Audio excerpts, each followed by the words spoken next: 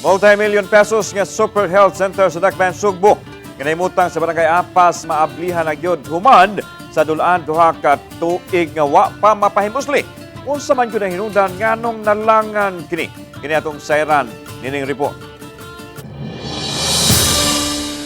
Kini ang 15 million pesos nga project sa Department of Health alang sa dakbayan Sugbo nga gipahimutang sa Barangay Apas.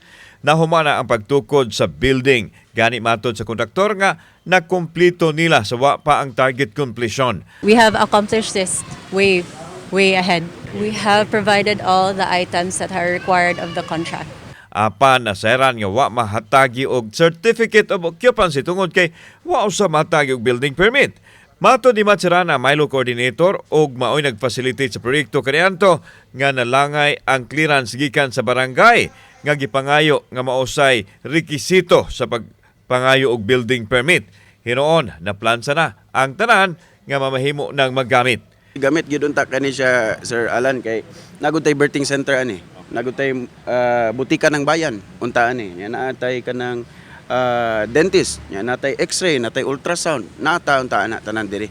Personal nga gi-inspeksyon ni Acting Mayor Raymond Alvin Garcia ang pasilidad ug siya mismo nasayangan nga wa mapahimusli ang pasilidad sa katawhan.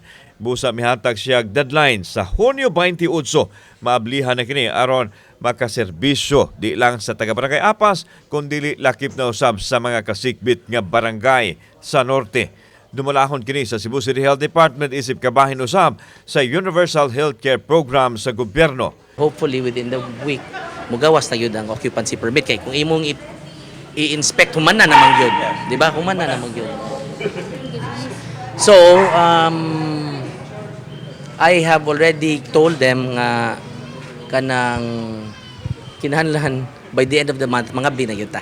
Kinahanglan operational unya tan-aw na to kay dagandang giapas. We always have the first, no? First in Central Visayas. Samtang nang hinaut usab ang Department of Health nga maggamit ang pasilidad sa labing daling panahon nga gigastuhan sa ilang ahensya. Satisfied. In fact, it's already accepted and I am challenging the Cebu City LGU to make it operational because this will be the first super health center in Central Visayas. Kauban si Clover Lumayag, ako si Alan Domingo. Balitang Bisdak.